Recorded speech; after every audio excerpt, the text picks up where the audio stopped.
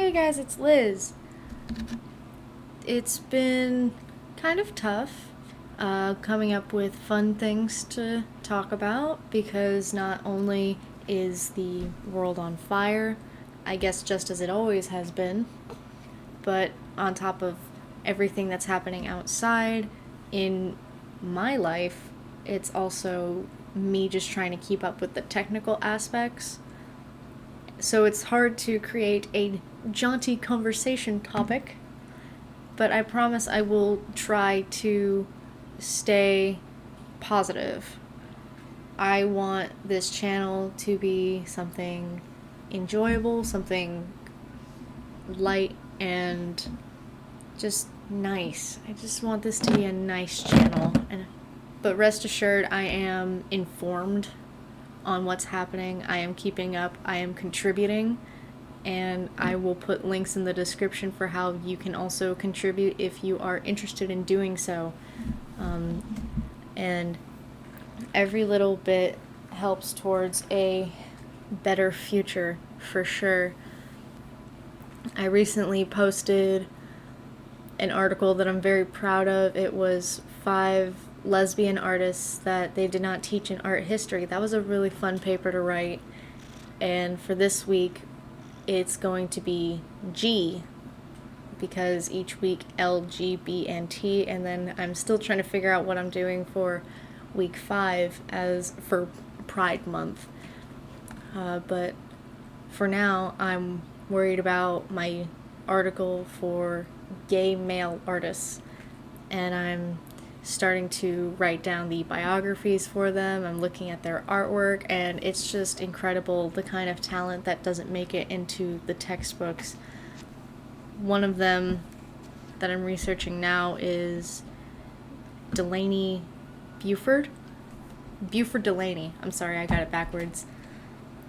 Very incredibly talented man, and he was a gay black man who apparently left the New York scene just before the abstract expressionist movement, so he just missed the boat on that art style for that time period, and it's a load of horse hockey is what it is, and I don't even like sports, and I can tell you that.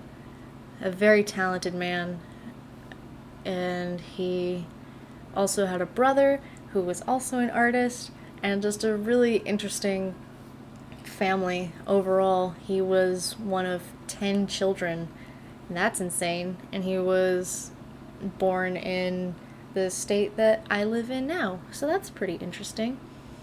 I have several other artists that I'm going to be looking for. This week's article for male artists, I'm going to focus on ones who are still alive, mostly. This last article, the 5 lesbians, it was very historical. And this one I'm hoping to make a little more contemporary, have more artists that you have the option to support if you find it in your ability to do so, because I'm sure that the fine art community is getting hit very hard with this right now.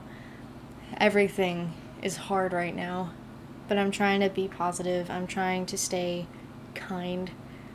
Softness is a skill. Softness is valuable, and it is important. It's a trained skill. It's something that you have to work for. And they say that if you love what you do, you don't have to work a day in your life. But I love being kind, and these days I have been working hard. I've been talking to my coworkers, being civil, and I'm actually surprised at how people are viewing this compared to whenever I was in high school and the Black Lives Matter movement had just started. Because now people are at least willing to admit that something is wrong, and it's up to me to convince them that change is needed systemically. And I'm taking responsibility for my position in life and doing what I can. I'm donating money wherever I can and still keeping my bills paid. But yeah, the world is scary. I guess it always has been scary. but we're just in the middle of a very, very tough textbook chapter that other people will not want to write papers over because this is a very sticky situation. Last week's video I had made before there was any real protesting, at least not towards police brutality issues. The only protests that were happening when I recorded the last video was people trying to go out and get a haircut, so I didn't think it was super important that I comment on it. I made progress with building my website. Things are surprisingly civil at my job that is full of conservative men.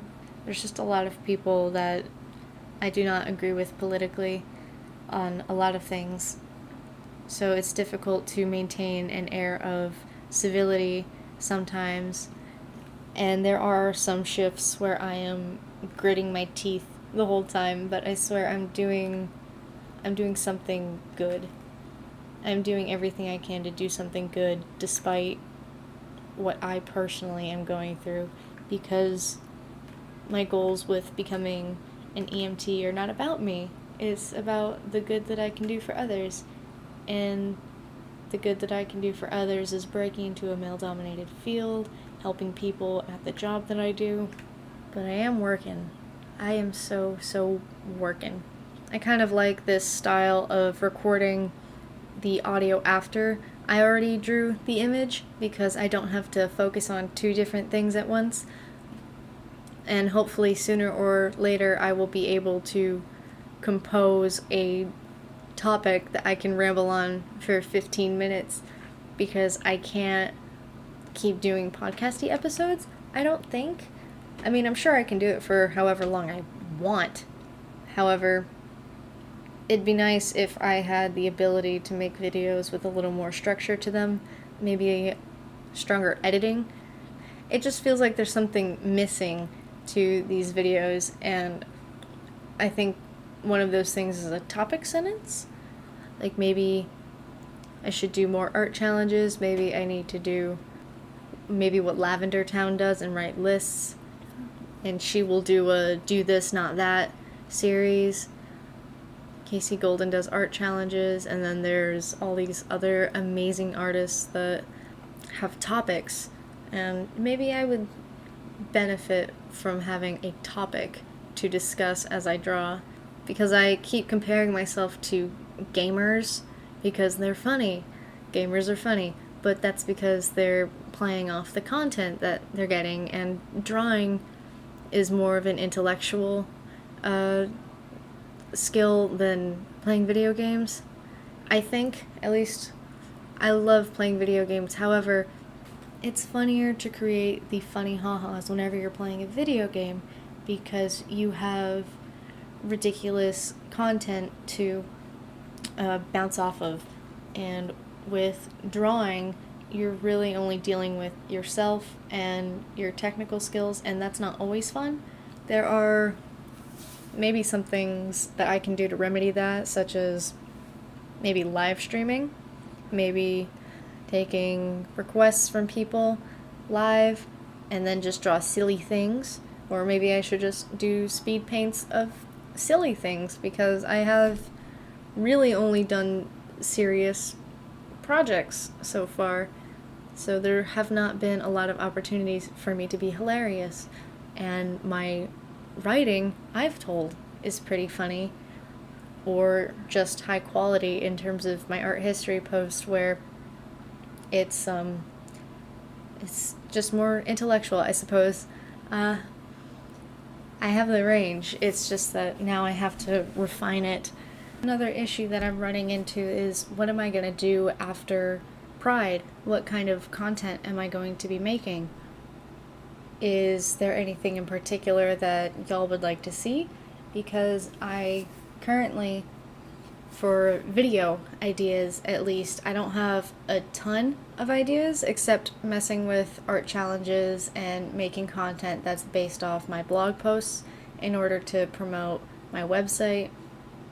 It's kind of helpful, I think. It's nice to have your own website and a place where you can keep your art and just have your own piece of the internet if you're willing to pay for it.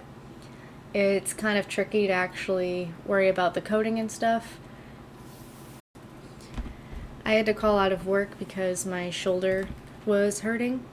It does not currently hurt right now, but then I pick up my coffee and just the weight of that is enough to cause pain. And with a job like the one that I have, I should not be moving 200-pound patients like that. So I'm staying home today. I'm trying to take it easy. I was trying to figure out what type of work I should be working on while I'm at home, and I went to my morning pages. I haven't done morning pages in over a year, and just trying to empty my brain of all the garbage. It's sort of like the idea of morning pages is to kind of clean out the brain gunk, like how you clean out your eye boogers when you wake up in the morning. And that's sort of the concept, is just to clean yourself up before you do your work. It's an interesting method, I think. I wish that I was doing more of it. I'm probably gonna invest more time into it because it felt really therapeutic to just sit down for 30 minutes and air out all of the hurt and the ache in my chest about everything that's happening right now. It hurts a lot to be going through that and then have to sit down at my desk and produce distraction style content, such as the way that YouTube does, is that you're making distraction content. I had a lot of fun drawing this piece. I had a lot of fun messing with this hair texture because I never really messed with it before. Whenever I draw that texture of hair, it is normally a sketch on paper. So playing with it in a digital format was actually very fun. I love curly hair in real life and when I draw, so it was just, I don't know, it was fun.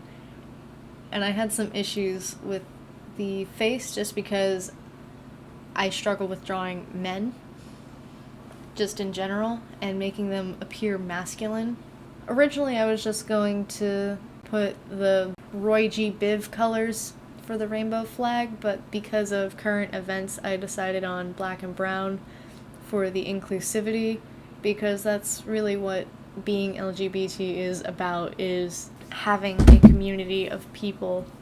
This is all about having a community of people who have been marginalized, and that's what this is about. It's really important that we stick together, that we do not let hate or ignorance divide us. It is all about staying educated.